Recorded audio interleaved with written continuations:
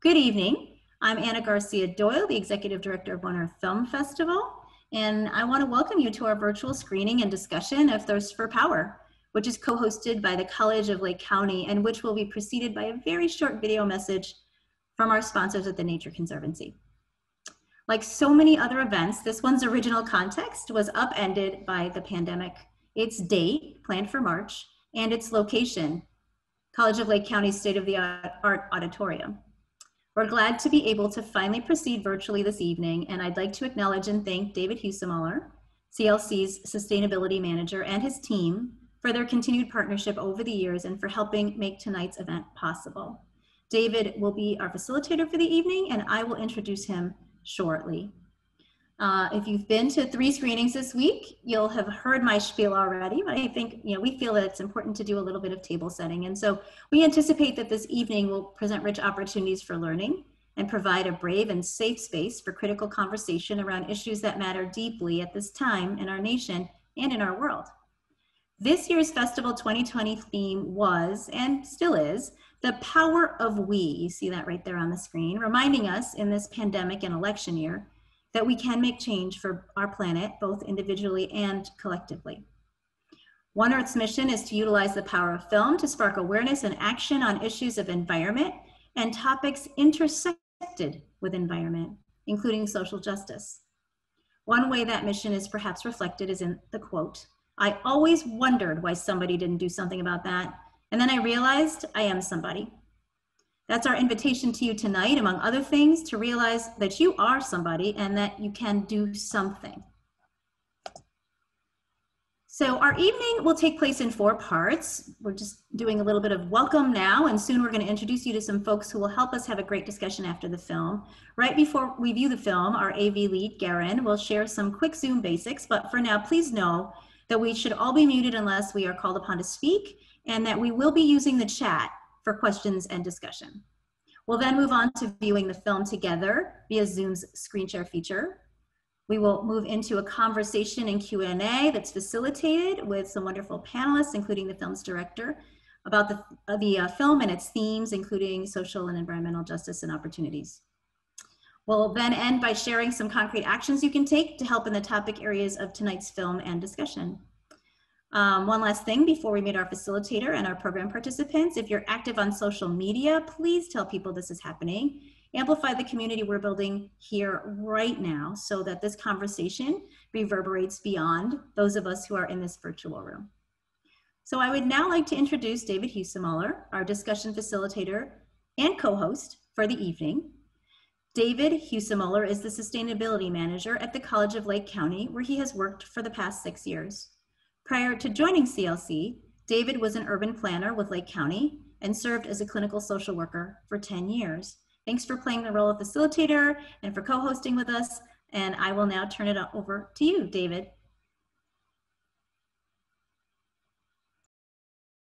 All right, thanks Anna. I appreciate that. This evening, we're going to look at the intersection of energy and water. We'll unpack the issues of social justice and wisdom in regards to human relationships and environmental resources with one another.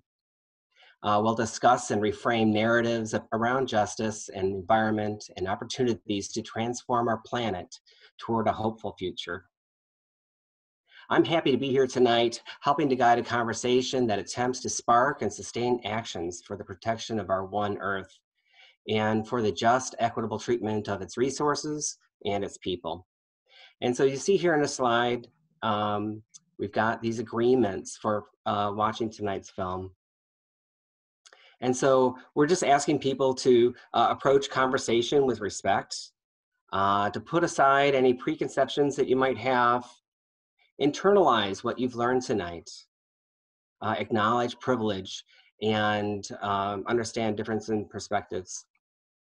Use I statements in conversations with others and get comfortable with your own story, and to engage your active listening tonight. So, and just a reminder that we have 1 mic per person speaking at a time, and so everyone will be muted until it's your turn or you've been called on to speak. So it's good just to get those ground rules and those agreements down. Okay, so we did a little bit around the room to see where people are coming from. I wonder if people could enter in the chat. Uh, what sparked your interest tonight? What brought you here tonight for tonight's film? Could you guys just share with us? We found people from all over Chicago area, all over the country, and Puerto Rico. But why don't we enter some ideas in the chat so we get a chance for you guys just to input some information about what brings you here tonight, the topic. Good. Anybody else? Environmental nerds? I think we got a few in the room. Anything else? I think the intersection of energy and water is fascinating. So I think I have a lot to learn more about it, but I thought, it's really important. And also they get a different perspective, focusing on the role of water and not just gloom and doom. And I think we do get plenty of gloom and doom out there. And I think it's good to have this sort of film opportunity where we can reframe and find some positive ways to make a difference. Relationship between scarcity, water access, some of the most important things to raising people out of poverty. Yes, that's really important. Water issues in Chicago. Yes, I think a lot of people are working to make things much better for us here. So that's really important. Thanks for sharing those. Well, we often watch movies and then walk out of the theater without really reflecting on what we've seen and how we felt about it and what implications the film has for our lives. Tonight, we will have a rich, thought-provoking dialogue sparked by the film Thirst for Power, and join with a knowledgeable, committed group of panelists. So we invite you, while watching the film, and participating in dialogue, to consider what you learn and how you might personally and collectively support the well-being of our lives, neighbors, and neighborhoods amidst all the environmental and social justice challenges of our times. So what I'd like to do now is introduce our panelists who will be there for our post-film program. And so real quickly, I'd like to introduce Reverend Eileen Shanley Roberts. Eileen, can you raise your hand or give us a little wave if people can see you? Thank you. Reverend Eileen is a founding member and co-chair of Clean Power Lake County, and she'll be here to help us answer some questions or share some thoughts about a Lake County context. And then I'd also like to invite Doug Ower, chair of the Woods and Wetlands Group for Sierra Club. Also the wave, thanks, Doug. I know Sierra Club's done a lot of great things too in our area, so we want to be able to hear from two of these really great groups. But now what I'd like to do is introduce one more panelist. That's Matt Hames. He's the director of the film Thirst for Power, who will introduce this film. And the film was just released this year in 2020 and is 63 minutes long. So Matt, I wonder if you could say a few words to just kind of kick off the film and tell us a little bit about what we're going to see tonight. Yeah, well, thank you for that. And first of all, it's really exciting to be screening for One Earth Festival. As I said to some people earlier, it was unfortunate that we weren't able to screen when we had originally planned last year. I believe that we were planning to screen, I think, either on the day or the day after the shutdown happened in the Chicago area. So really grateful to be here, and in a way this virtual screening is kind of great because there could be people not just from Chicago but from all over the place. I see people from Canada and Puerto Rico, and that's great. And one of the people chatted earlier that they were attracted to this subject because it didn't seem like the usual gloom and doom. And I think there's a time and a place for gloom and doom, but I think that person is exactly right. What really attracted me to the book Thirst for Power by Michael Weber was the fact that he really doesn't have a gloom and doom perspective. It's very optimistic. It's very grounded in history and looking back at the past to kind of see how we solved problems in the past and how we might solve problems in the future. So I was really attracted to the book, and I highly recommend the book to anybody. And I worked with producer Juan Garcia and author Michael Weber and producer Beth Hames to kind of bring this film to life and adapt it from the book. And so I'm excited to talk to you guys after the film screens and answer any questions that you have about what it was like to adapt this book, and then all about the water energy nexus and how much energy is required to create clean water and bring it to us, and then how much water is required to give us energy to charge our phones and everything else we do. So thank you for having me. And I'm going to turn it over now to Garen, who's going to roll the film. Hey, thanks so much, Matt. Super excited to jump into this film. Before we do, just a couple quick tech FAQs. I know we've all been on Zoom for a while. Just a couple specific things to how this screening is going to run. So first off, you might notice that everybody's audio is muted. That is intentional. That helps us just keep everything nice and tight and clean and help us keep focus on our panelists. You may notice that your video is on right now, and that's great. We love being able to see everyone's faces when everyone comes in and really feel like we're in community. However, we are about to jump into the films, and in order to optimize streaming that film, we're going to ask that everyone turn their video off. So if you want to take a second and do that, please do so. And then after the film, we're going to be using the chat function for Q&A. It's just a lot easier to manage, and it helps everyone's questions get in, get heard, and get acknowledged. If you're having any issues, feel free to direct message either myself or Sam. Are you on the call right now? Can you give a quick wave? Yes, I am. Hello, everybody. We'll be standing by. Yeah, so perfect. We will be standing by. Thanks so much, Sam. Either of us, if you just type the word tech into the chat box and for folks to message, if you message one of us, we should be able to get to you as quickly as possible. Or if you can't find the chat box for some reason, wave noticeably in front of your camera and we'll be scraping through to try to find those, and then we'll figure something out from there. If you are having any audio issues, ideally not, because hopefully you're hearing my voice right now, but you can go and hit the little arrow that's next to the mute button, and then that'll jump you into your audio settings and you can adjust them accordingly. One last thing before we jump in is you might notice once the film starts streaming that that someone's video or a name is overlaid on the film. Feel free to go ahead and click that little minimize button so that you can see the full view of the film, and then once we jump back into the Q&A, you can switch to speaker view or gallery view through these buttons and use whatever view works best for you. All right, that's it for me, and we are about to jump in to screen Thirst for Power, and we have a quick pre-film little trailer for the rest of this festival, as well as a PSA from the Nature Conservancy. Thanks so much. Just going to take a couple seconds to let everyone turn their cameras off, and then we'll jump right in.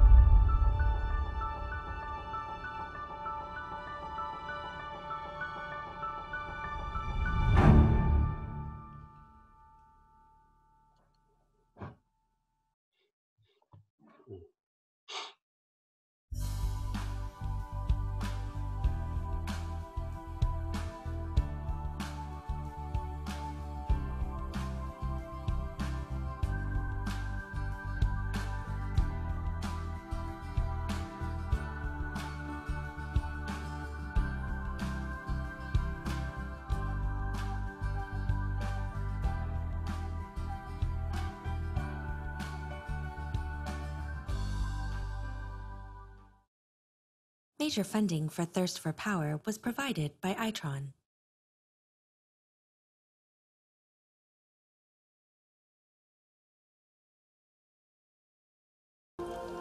Water is life.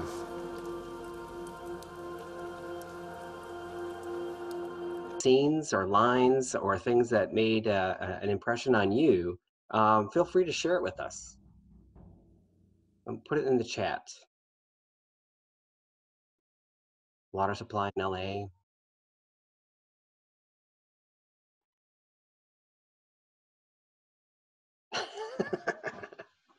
I liked some of those dad jokes. I think they were kind of fun. You know what really struck me was the scene. You know, we went through like the history of water and how water has impacted Western development. And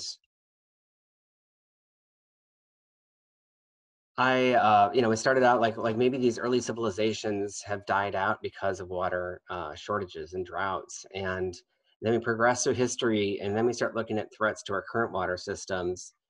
And then we kind of, Matt, you threw in some scenes of abandoned, the cliff dwellings, and it just kind of like said, wait a minute, that could be us. And so we really need to take this sort of thing seriously. So anyway, anything else in the chat here?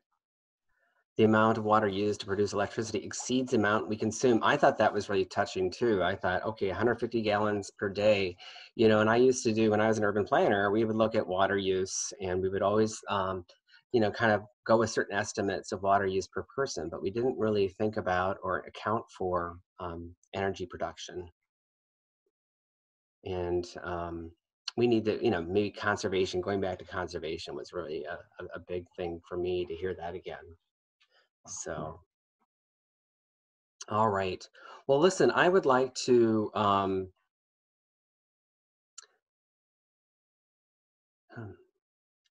there's some good questions, some technical questions about what water happens at the power plants and the fire on the river. Yeah, that was really shocking to hear again. I think I've heard of that before, but it was really very striking this time when I watched it, on this time seeing the film. So Cleveland, so having experienced drought or black luck is pure luck. Yeah. And water and space. And isn't that interesting to think about how you have to recycle water up in that small little space station? But then you're thinking about that picture of the globe, and basically we are one space station, aren't we? And so I think a lot of times we don't think about water. We take it for granted. Well, what I'd like to do is kind of bring it back to our panelists. And first I would like to introduce our director, Matt Hames. Maybe we can ask him some questions. Matt Hames is an an Emmy-winning producer and director, known for his documentaries on PBS's Independent Lens and on Sundance TV. His documentary, When I Rise, premiered at the South by Southwest Film Festival and streamed on Netflix. What Was Ours is about Native Americans' quest to return lost artifacts, is now streaming on Amazon Prime Video, along with his documentary series, Power Trip, The Story of Energy. So we've got more on energy to see here. So, Matt, I was wondering, and I was thinking about how I would ask you this question. I would say, what drew you to this topic? But I think there's so much there it's kind of critical for us. But maybe I'll ask the question anyway. You make the point in the film. But what drew you to this topic, this nexus of energy and water? And and kind of got you. So I think you did such a neat job of telling the story. But I just, and also to the author, Michael Weber, and his family, and I think you did a nice job of catching it. And as a parent of, boys are a little older now, but I really appreciated the scene of the boys in the sewer when they were acting all bored and offended by the history and the smell and all that stuff. So I really enjoyed that, frankly. But I wanted to know more about what drew you to this topic, and to tell the story through film. Well, I really like Michael Weber, and I like his book a lot. I think it's not just his style, it's actually the substance of what he's talking about is a kind of a positive outlook on energy, but it's also realistic. So initially, I met Michael many years ago, and he is a professor at the University of Texas at Austin, and a mutual friend of ours, Juan Garcia, who produced the film, introduced us. And I just like the optimism. I am personally kind of tired of the gloom and doom, and I enjoy the way that he thinks. And so that's kind of what attracted me to the film. And then I read the book, and was honored to get to adapt it into a film. And then the sewer scene, I think also just kind of reaffirms what a cool guy Michael is, because he's the dad that will, on a trip to Paris, taking his family to Paris, he makes everyone go and see the sewers of Paris, which I didn't know that was a thing. Yeah. I didn't either, but I aspire to be that dad. Yeah. Cool. That's fantastic. All right. Well, here we get another question for you. Now, if people watching this film, what's the one thing you want them to take away from this film? What would be one thing a message that you're looking to convey, if we could kind of narrow it down? Just that when you're charging up your laptop or your phone, or you're using your lights in your house, that you're using water. That's the takeaway to me. Yeah. Just the simple things that you can do as a consumer, as just a person, resident on the planet, to do some conservation. So, yeah. So another question we have on the chat is, so many people are moving out west. Is this sustainable due to water shortages? I mean, does it make sense for people to be moving out west? Maybe that's not a fair question, but it just seems like it just kind of occurs. I think part of this is that, we are, we're on the shore of Lake Michigan, and we've got this amazing source of fresh water right here. And then we think about how things are out west, and so how arid it is, and susceptible to drought it can be. And so I wonder if you had any thoughts on that, on geography and human settlement. I don't know, Doug from the Sierra Club, does anybody have any thoughts about that? Yes, I do. Southwest draws a lot of water from the Colorado River, and it's actually over allocated. When they based the water allocations among the different states, it was based on water that's not actually the averages.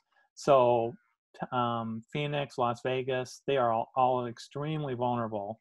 And of course, Southern California, they're trying to pipe more water from Northern California to Southern California. So yes, the whole entire Southwest region is very vulnerable to water shortages. Yeah, it sure is. And here's another question in chat. Maybe this is a technical one, but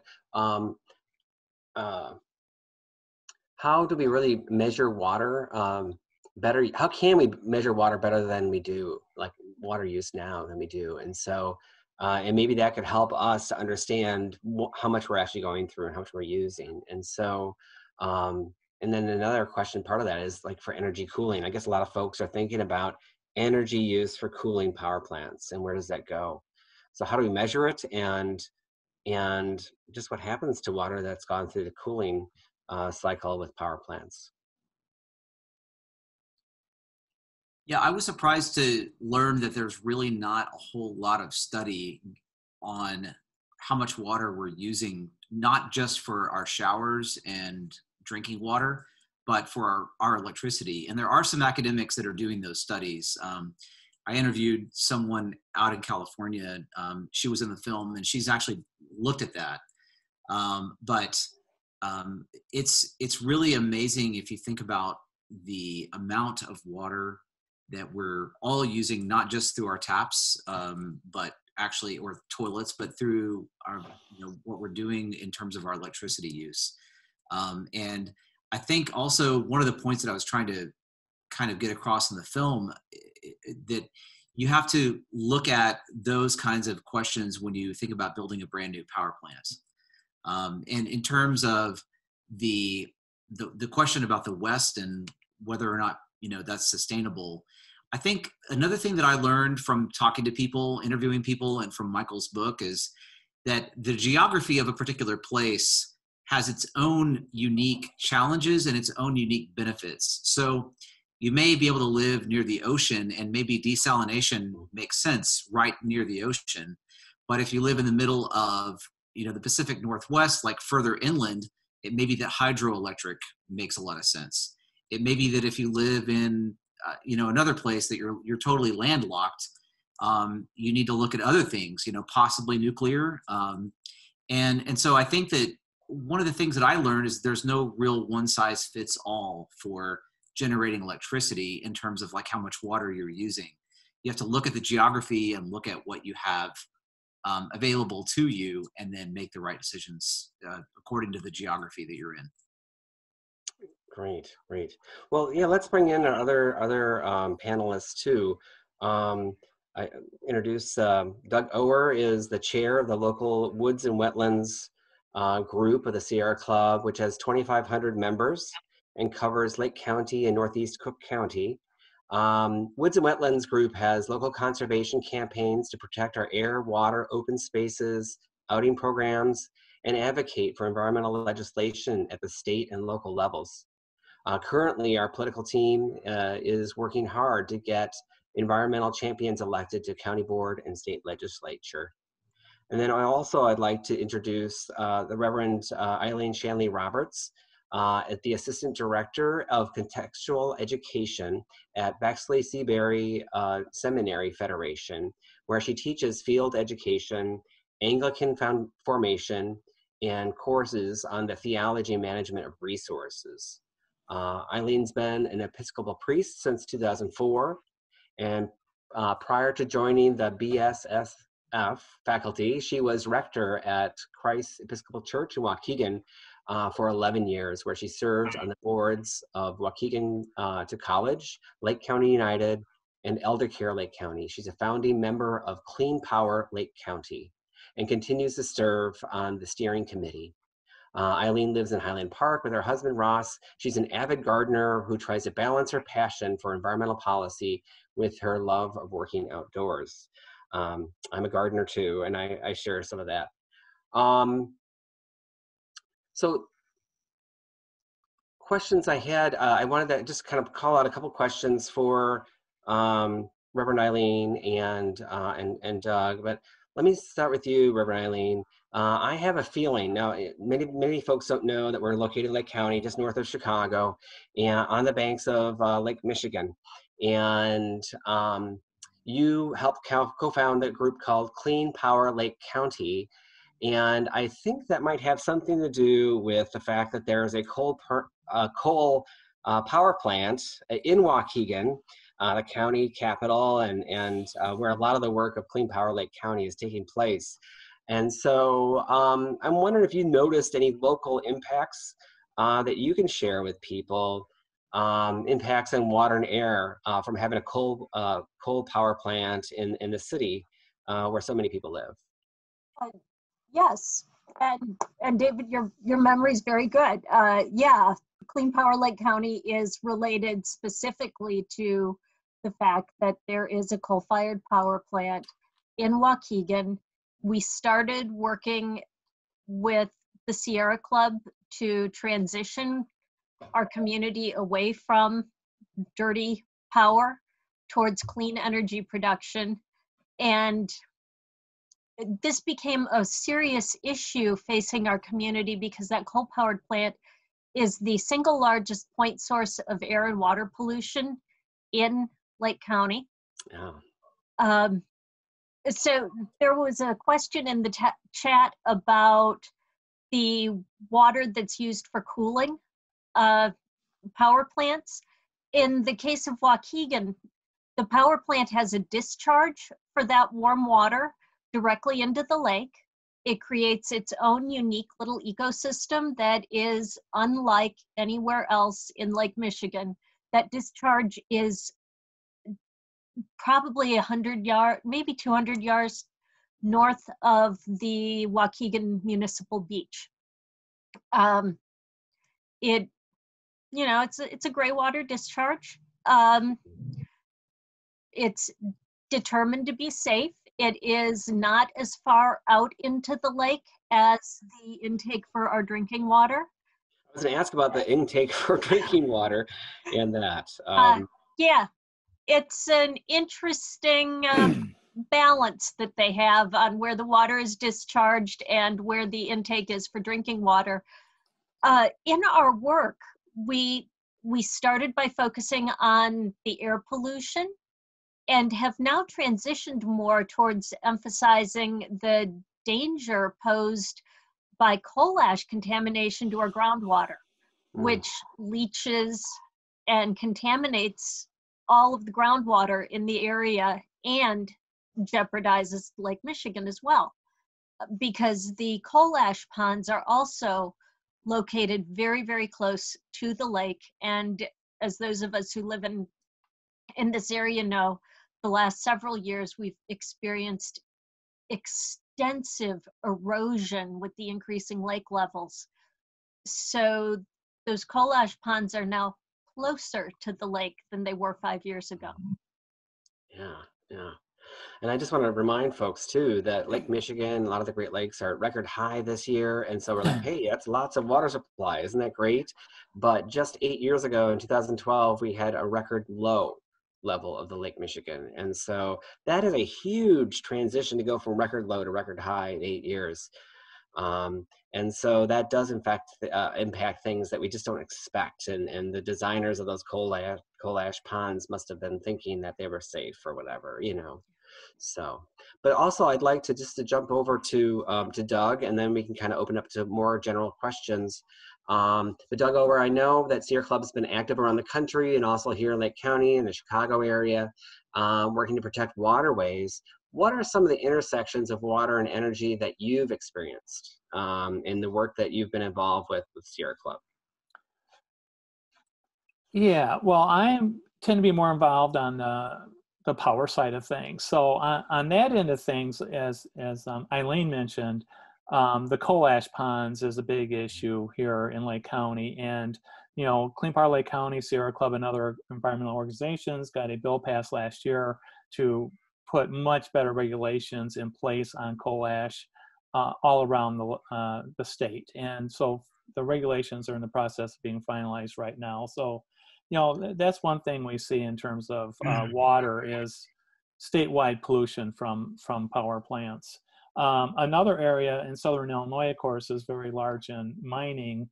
And currently there's an attempt to pump mine water waste into the Big Muddy River, which is a contaminated river already, and they want to pump millions of gallons of dirty water into that. So that's another issue that the Sierra Club's working on. Aside from the power side, there's also, the state is working on regulations to control nutrient pollution from mostly water treatment plants. That'd be nitrogen and phosphorus. So there is stuff coming. All the plants are supposed to be putting plans in place, or the watersheds, on nutrient assessment and reduction programs. Nutrient assessments for discharge, water discharge, is that? Yes. Because I have a question here in the chat, and this could be for any of you now, about whether there are rules or policies about that, about using that water for, you know, for energy reasons, like for cooling or generating, you know, for I guess for cooling. So what kind of regulations are there? Are you saying that there's a change in terms of the discharge that's being there, or are there any limits about how much water can be lost through evaporation, or impacts on the water table, or Is it just water is taken as it's needed, and if it's a drought year, it's a low supply. That's just the way it is. I mean, are there things that I guess people want to know? Is anybody watching this and helping to protect water supplies? From power plants are big users of energy, of water. So I guess I don't know. That's just kind of a question we have out there for you all. Matt, do you have any ideas, or Doug, or Reverend Eileen? Not to put Doug on the spot, but Doug would know more than me about that Okay. topic. Well, there's a wide variety. So a lot of these plants, like Reverend Eileen mentioned, discharge directly in Lake Michigan. Zion had a nuclear plant. It did the same. And so that's been common, but newer plants tend to have some form of evaporative cooling towers or cooling ponds. Although when you get into drought or high temperatures, that can be a problem. You lose efficiency on those. There's been cases with some of the nuclear plants in Illinois where they've been pretty close to having to throttle back because of high discharge temperatures into areas that just can't handle any more heat. So that's some of the issues. And in terms of water supply, I mean, the Great Lakes is an international body. There is a Great Lakes Compact, and there are some limitations on how much water can be removed from the Great Lakes, which should protect it from, say, for example, trucking lots of water out to Phoenix. Right, and that's a whole nother topic too. We're all kind of picking on Phoenix tonight a little bit, but none of us are from Phoenix, I don't think. Exactly. Well, another question about kind of zooming out from that intersection of energy and water. So what sort of intersections are there between topics of the film and our current climate from a standpoint of a global pandemic and other equity, our equity pandemic? So in terms of, so I guess the question is intersections between different other topics of the film, zooming out in beyond or including energy and water. I would love to hear Eileen's thoughts on that. I mean, for me, one thing that was interesting in the history is learning that water was always a symbol of power, even all the way back to the Roman Empire. That water was the acquisition of water and the ability to move water was a way to project power and dominion over other people. And I found that very interesting. The way the Romans would build these giant monuments to their water, almost as though it were something that they wanted people to see as some kind of an art form that they had perfected.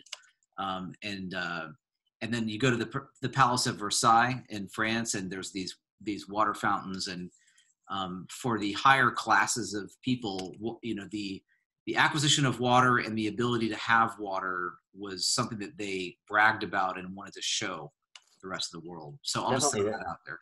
You made a good point with that, the film, like showing it off, and it also reminded me of visiting Las Vegas like 12 years ago. But the Bellagio, the fountains in the middle of the desert, they're just throwing water up in the air, and what a waste! But it's so captivating, and so. Yeah. But anyways, the question was thrown to you, Reverend Eileen. So what about equity, and what about some of those issues about how we understand water access and related issues? One of the things that I found really captivating with this film was the connection to the history, and how you so clearly made that connection between water and power, and how we have demonstrated power through how we're using water and waterfront for communities and for the betterment of people. So Waukegan is very definitely an environmental justice community. And if you look at where the Superfund sites are in the state of Illinois, 5 of them are located in Waukegan, and they're almost all but 1 are located along the lakefront. In lower income communities, water was a means to an end, and the lakefront was exploited. If you go just a little bit farther south to Lake Forest and move on down through the entire North Shore, the beaches are beautiful, the lakefront is residential or scenic, and it's totally different. Access to the Waukegan Beach, which is a fabulous beach, is through industrial area. So we see a real visceral impact of how communities can be exploited because of their proximity to water and the importance that it plays in global capitalism. And that has a significant detrimental impact on the people who are living there, and has over a long period of time. This is nothing new. What we are seeing now in this pandemic in which we're living is that the infection rates are significantly higher in environmental justice communities, so specifically in Waukegan, for Lake County, than they are anywhere else. Yeah. It is. It's people that don't know Lake County, it's incredibly diverse. We've got environmental justice communities, but then we've got some of the wealthiest communities in the state, and so and everything in between, urban to suburban. It's all suburban, but some very rural type areas as well. So yeah, one thing to add to that, just to kind of, I guess, to keep the conversation going around the equity question. I've traveled for different film projects, including this one, to various countries like Haiti and Rwanda and South Africa, Jordan, Egypt. And one thing that I've got young kids, and when I come back, I typically go into my lecture mode about how we could just walk over and turn the water on in our house, and it's completely clean. It's not going to kill you. It's not going to make you sick. And that's amazing. I mean, it's amazing that most of us in the United States have access to this water, that we don't really have to haul from a well 5 miles away on our head. And so I think that we have made great strides in equity. However, I love that someone in the chat pointed out, remember what happened in Flint, Michigan. And so it's always precipitous. I mean, clean water, the access to clean water is always this thing that can be taken away easily. And so getting back to the equity thing, like the Bellagio, I'm not a big Vegas fan. I'll just be honest. Like, I don't like that kind of showing off of water, because I feel like that's something that we should celebrate in a little bit more maybe serious way, a little bit more somber way. Yeah, definitely. Okay, another question here from someone about climate change, and maybe this ties into equity as well. Okay, but as habitable zones move towards the poles with continued onset of climate change and warming, how do you think that'll impact our use and problems of water? And let's throw in the equity piece as well. And is everybody going to be able to up and move to a cooler, better hydrated, part of the world, or how is this going to impact us? So how can there are different ways we can look at that, socially, ethically, economically.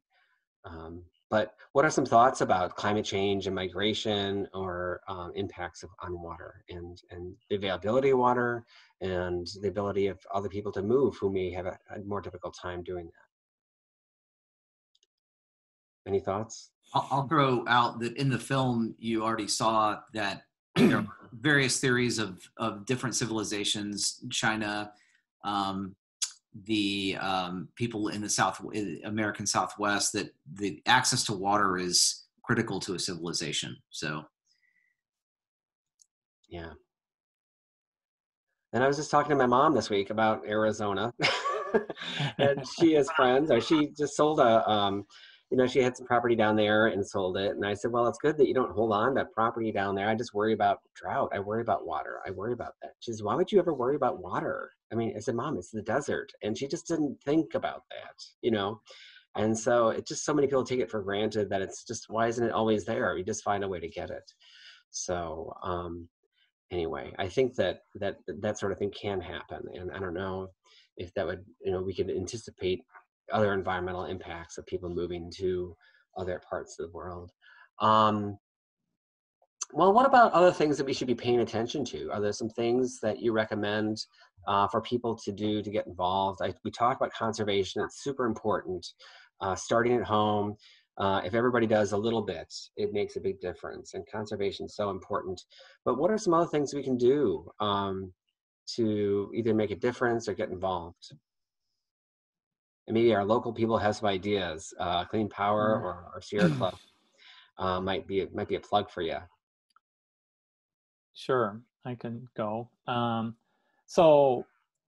Illinois has worked hard on moving us towards renewable power, and one of the things that came out of a bill that we worked on is community solar. So one, if you can put solar on your own house, that's a great thing to do, and there's a lot of subsidies and tax breaks to do that, so it's very affordable.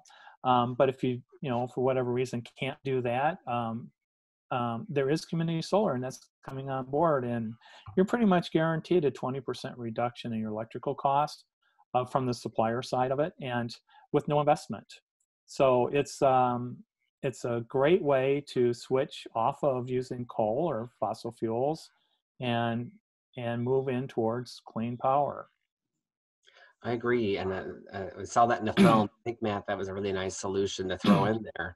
That really does relieve some of the pressure on the power plants. And I'll put in a plug, College Lake County, we're putting in 1.9 megawatts of solar this winter. So next spring will be a fresh start for us, and taking 20% of our Grays Lake campus, our electricity use off the grid and going to solar panels there.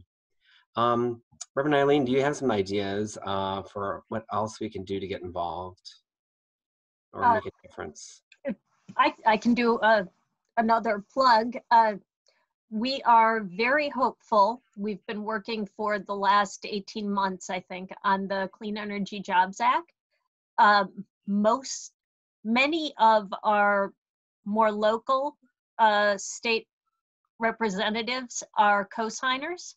It will have a huge impact on holding companies responsible for cleaning up when they close, and we hope making the Waukegan coal-fired plant no longer economical to operate. But even more important than that, it will provide incentives to transition communities towards clean energy, increase access to community solar, increase access to training programs, and really make a huge impact. Virtual Lobby Day is November 12th. You have an opportunity to register to attend Virtual Lobby Day and talk to your local representatives about getting this passed. And just in general, to let them know that you vote and that you're concerned about the environment. And if you're too young to vote, let them know that you are watching them and that you will be a voter. Fantastic. Now, the Clean Energy Jobs Act, or CEJA, is in Illinois. For people who are out of state, may not be familiar with that. But regardless what state you live in or territory, Puerto Rico, there's always something you can do to advocate for clean energy legislation and to do what you can to not only do what you can at home, but also with your local or state government.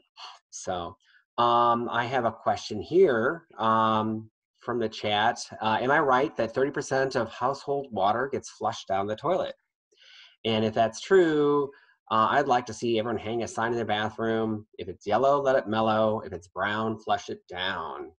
So any thoughts on water usage? I know I teach landscaping, sustainable landscaping, and I always cover water use in my class. And I always say, you know, 30 to 60% of water is used for landscaping, for irrigation, and that's quite a huge amount, especially out west. So I'm not sure about percentage in the households. Anybody have an idea of how much water, a percentage of water outside of landscaping is used for toilet use? Any ideas? No, I don't know. But it's something that maybe that's a comment that someone could share with us. And also, I will say another plug for CLC, our new science building. If you come visit our science building and use the washroom, you will be flushing with rainwater, not water that's been triple processed to be cleaned and pumped and cleaned to make it up to Central Lake County so that it can be flushed. And so there's no reason why we need to flush drinking water. So there's some neat solutions out there: gray water, rainwater. Have you experienced any of that, Matt? Oh, sorry. I was just going to say that for the follow-up to Thirst for Power, we made this series called Power Trip: The Story of Energy, and you can watch it on Amazon right now. And it's kind of a deeper dive into this topic. But we went to Singapore. In Singapore, they're landlocked. They're a tiny little country, and so they really don't have enough water for the entire population. So what they actually do is they do toilet to tap. They essentially they recycle or reclaim water from the sewers, and they drink it, and it's called new water, and it's fine. And we may get to that point as well, but we don't really seem like we have a sense of urgency. But Singapore has a sense of urgency because they don't really have any more land to stretch out on or any other way to capture water. So they recycle it from the sewer system. And so it can be done. They do that in Israel as well. Cool. Yeah. And so that water recycling is interesting, and gray water is another thing that's interesting. You can see how water gets reused after you wash your hands with it, then you can flush with it. So there's some definite things out there. I've got a question here about a number of years ago, Waukegan residents had a film of organic solvent on their tap water. Okay. Will we ever move beyond this as economic equality moves towards Louis XIV and the fountains of Versailles? So here we go back to equity questions about water quality and issues of water quality in Waukegan. I know City of Waukegan's got its own water treatment plant. A lot of Lake County uses a different system. I don't know if any of you have answers for drinking water issues in Waukegan. And I heard about when there was a solvent film. I think it was related to a particular area in Waukegan and the need to replace some pipes. Mm-hmm. Right now, the water in the city of Waukegan comes from the lake. It is treated, it is as from the water plant, it is as high a quality as anywhere else in Lake County. What happens once it leaves the water plant and goes through the pipes is a completely different issue, and there are definitely things that need to be examined there to make sure that it's not another Flint, Michigan kind of situation. There are parts of the city where that is a very real risk. Well, and we hear about that in Chicago too. The old water pipes are lead, or they're sealed with lead. And boy, that'd be really expensive to replace all those pipes. And we just don't have money for that. And so, is there an easy answer? No, there's not an easy answer. Awareness and looking for more federal funding might be something to look at if that becomes an issue. But I think you're right, Reverend Eileen, that it's really the pipes that can be problematic, and that you can get contaminants infiltrating the pipes if indeed they're leaky. And I also heard too from work that I've done as a planner with the county, Our biggest water loss in the county is really those leaky pipes. Our systems are so old sometimes and problematic that we need to fix them, you know, and that's expensive. But that's where we have some of our biggest areas of water loss. So here's a question: what can we do to educate the public about lawn care and chemical runoff into lakes and streams?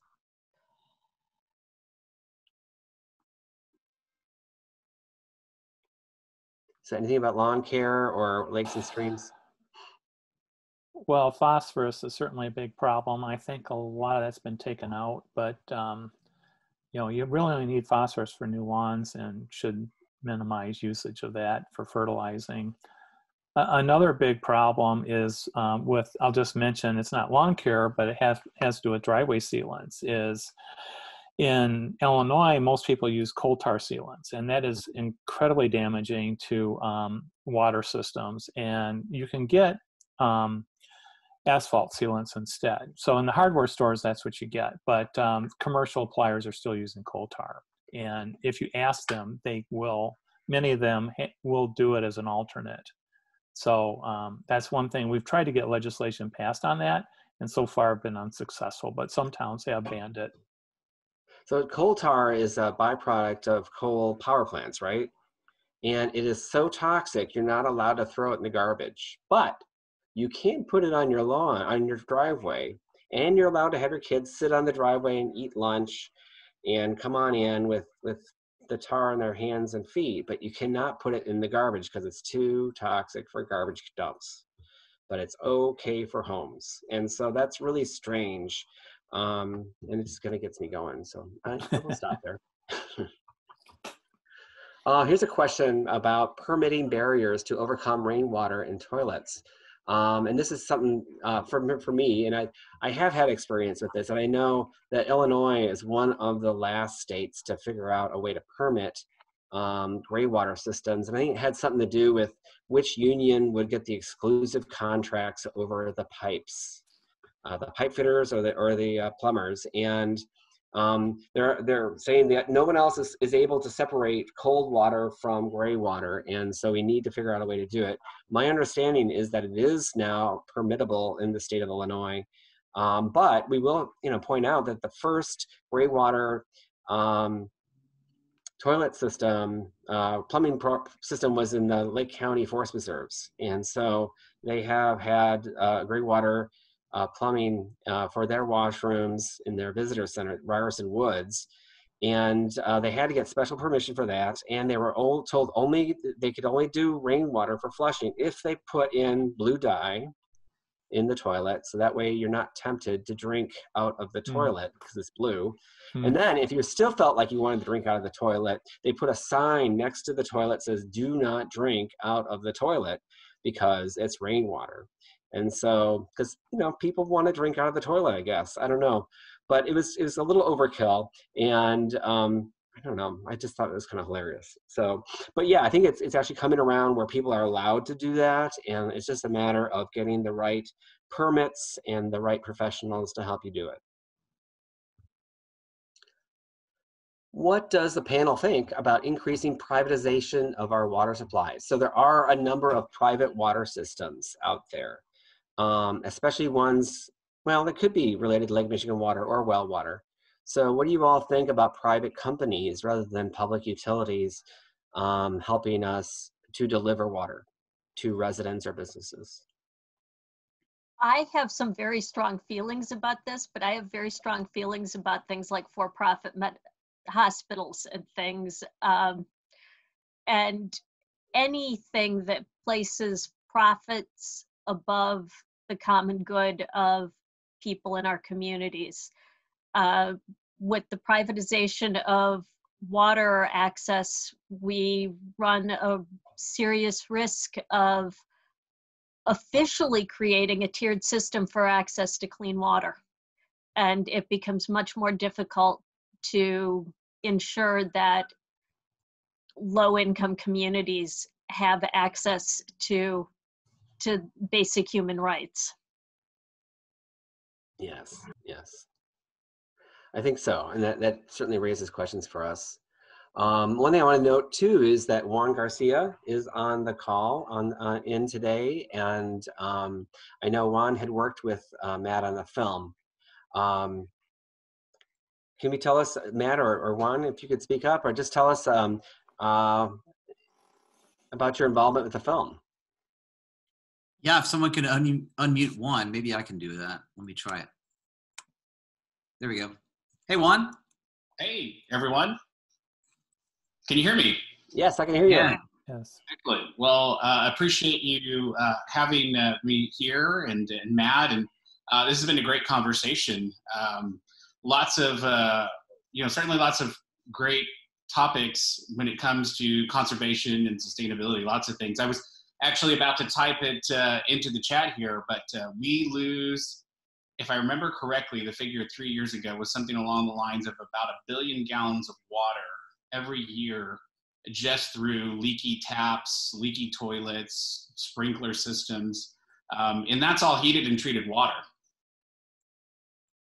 Pretty figure about it. You know, it's basically a lake's worth of water that we're losing just seeping into the ground. Yeah, yeah. I mean, it's outrageous, and sometimes you just don't hear about that stuff, you know. But there's so much waste out there, and it just shows that a lot of times we don't appreciate what we've got, right? Absolutely, and so I think one of the key things to do is to start educating, especially starting with young minds. It's a great place to begin. Oftentimes, you know, children are going to take that information and that knowledge back home into their families and share that with them. So in the chat, I had shared a link to Smart Energy Education, which is a program that my company, Disco Learning Media, helps support. And we have a curriculum that's even related to the Thirst for Power documentary that's there. And I know Matt had mentioned Power Trip, the story of energy, which soon will be adding in some curriculum related to that documentary series as well. So I would invite everyone to bookmark smartenergyeducation.com to come and check back in. You know, we're constantly adding in new programs, new initiatives, and we have a lot of great things in there, like Minecraft EDU games. We have a partnership with Discovery Education, with PBS, so lots of fun things to explore. Fantastic. That's great. Wow. Well, I wonder if we could maybe kind of crystallize some of our top actions that people can take. So maybe help us think of like what you think people should be doing. You know, the whole idea of this film festival is really to bring it back to us, the viewers and the audience, the citizens, the residents. You know, can we help? What can we do? So I wonder if Reverend Eileen, you could start, and we can kind of go through our panel a little bit, and just what would you say your top action to be part of the solution would be? So my top action would be vote and be aware of what you do. Just actually pay attention to how you use water, how you use electricity. Pay attention to the kinds of plants that you want to put in your yard. Don't just do what everybody else does because that's the way your parents did it and the way the neighbors are doing it. Really be aware of the choices you make and how you're actually living your life. Thank you. I appreciate that. Excellent. Doug, do you have some advice for us? Sure. Well, I'll just go back to what I said before, is looking at community solar. We've got to move away from using fossil fuels and also look at electrifying your house, switching to electric appliances instead of gas appliances, and look at electric vehicles, and help us get the Clean Energy Jobs Act passed. That's going to be a huge move in Illinois towards getting us on the pathway to renewable power. It's fantastic stuff. Yes, the Energy Jobs Act. Juan, I see your name's still there. Do you have some advice for us before I hit Matt?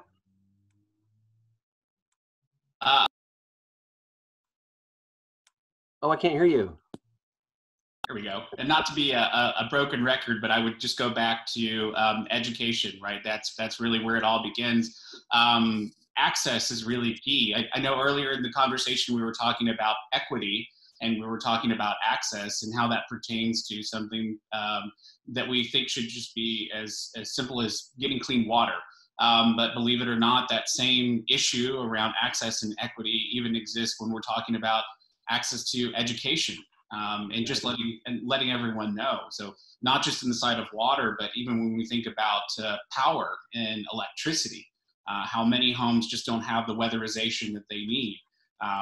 Gets plenty hot down here, you know, and the ACs are blowing in Texas, and you know, all that just seeps on out. So you know, the more that we can create that connection for children, for their families, for our communities, to understand that even something as simple as weatherizing your home can start to save money for you, you know, put money back into your pocket, which is a big deal, but also how that's going to reduce the load, you know, in our power plants and the water that's being used for that. So I think that's a really big key. And I know it was also mentioned in this conversation, I'll say very quickly as well, just monitoring that wastewater output. You know, I spent a lot of time working with K through 12 schools and school districts, along with producing content with Matt, which I enjoy doing and love doing. But in the work that I'm doing to help educate and bring access to schools and to communities around water and energy, we found one school district had done a sort of a retro exploration of the water in their cooling towers. They had an agreement with the city that they were in, and it turned out that they were actually venting, you know, just through evaporation, something along the lines of several $1 million a month. That they were, you know, entitled to get, and how that could again go back into an academic program or an academic initiative, or just in terms of what savings could go back into the schools or the communities. So really monitoring how we do things, and taking a real hard look and going, you know, maybe it is broken. Maybe we do need to fix it. Yeah. Well, I know my job as sustainability manager at a community college, I'm doing that a lot, trying to figure out how we can retrofit and save some money. And there's a lot we can do. So Matt, we've heard about awareness and advocacy and education. What do you have for some takeaways for us? What's your big takeaway for us? I feel like everybody has already said pretty much what I would have said, but I guess to put a different spin on it, just because I have to say something a little bit different, a little bit of a shout out to Eileen and the kind of the biblical mantra to not seek the speck in your brother's eye when you should be looking at the log in your own. Sometimes it's easy, I think, for us to look at people who are watering their lawns too much, or, you know, the country clubs, and criticize them. But look also at the fact that you're charging your laptops and your phones and your devices all the time, and how much water is that actually using. And I think that some of us get in this a little bit of a position of a high horse, just because we don't have a suburban lawn that we're watering, but we're also using as much water on the electricity that we consume. So I think it's not really helpful to point fingers at other people and start looking at ourselves in the mirror and thinking, what is this? How much water is this using? And so use less electricity, go outside more, use less water. Yeah. And I liked the story about Michael and his daughter and brushing their teeth. And, you know, I think that the personal responsibility is really important, you know, so I appreciate that. So this has been really a great conversation here. And I'd like to thank you all for your time, and thank you for your work, Matt and Juan. And I really think that it's been a great evening tonight. So here we have just kind of a summary slide, and we're going to be able to share this with you all. But some of our actions that you can take, okay? Save water, use less electricity. They're tied together, right? And we just don't always think that way. And so, well, actually I should say, to save water, we use less electricity. To save electricity, we use less water, okay? So thinking about turning off the lights and using less water are really important. And then determining what electricity sources are easiest to produce for your local environment. Consider solar. Consider community solar if you don't have the rooftop or the availability or the space. So there's lots of things that you can do to consider alternative sources of electricity and advocate for that. You know, whether it's your state government or local government, you can also advocate. Joining Sierra Club, Clean Power Lake County, other environmental groups, okay, on 11/12. So that's our legislative day. So thank you so much for that. And so please keep that on your radar for November 12th, after the election, right? Still, we're advocating and we are looking to support beneficial and supportive legislation for the environment and positive sources of electricity. And so sourcing to reduce climate change. So thank you so much. Okay, so as we close out, I hope that you guys all felt that the sense that of this year's theme, you know, festival theme of Power of We. So throughout the film and our engaging conversations that we came together to build community around today's critical issues in today's virtual event. And if you would, we'd love to hear now in the chat. We have folks still in the chat here. You know, ways that you're ready to harness your power of me or the power of we. So are the things that you would like to share?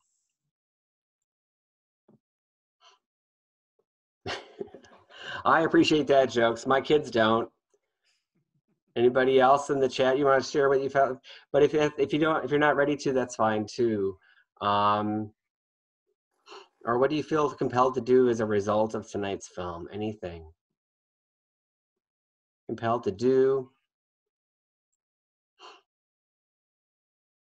Ready to harness some action?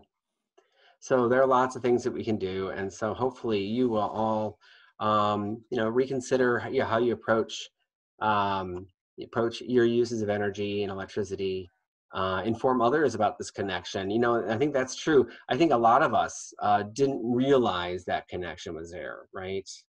We thought it was very, you know, kind of light, but really there is a real back and forth, and so that's certainly a good conversation to have with people. So. All right.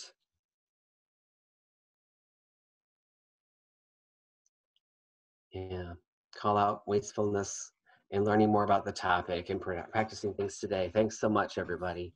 And thank you all for being part of this event. And we'd like to, you know, just again, thank Doug Ower with Woods and Wetlands and Reverend Eileen and with Clean Power Lake County, and of course thanks to Matt. But last but not least, thanks to you all for coming tonight and being part of this event. I really appreciate everyone's input, your chat, and attention. And I also hope that you can take some of the things that you've got from our group here, and so you can see some of our organizations and how you can find out more about them. Okay, alpheusmedia.com, cleanpowerlakecounty.org, sierraclub.org with Illinois and Woods and Wetlands, and then of course CLC. Check out CLC. CLC.edu. There's even a better, you know, you can do clc.edu/go-green and find out cool things going on at the College of Lake County. And of course, check out and stick around to see what else is going on with the One Earth Film Festival. So that's super exciting. So, so another filming is other filmings that are screenings, that are coming through Sunday. So come back and check the schedule out and see what other films are out there, opportunities for you just to kind of check in and get charged up a little bit. And so I think that's something we all need. All right. Thank you all so much for tonight. And so any other last comments you can put in the chat, but we really appreciate everyone's involvement tonight. Thank you to the One Earth Film Festival. This was great. Really enjoyed it.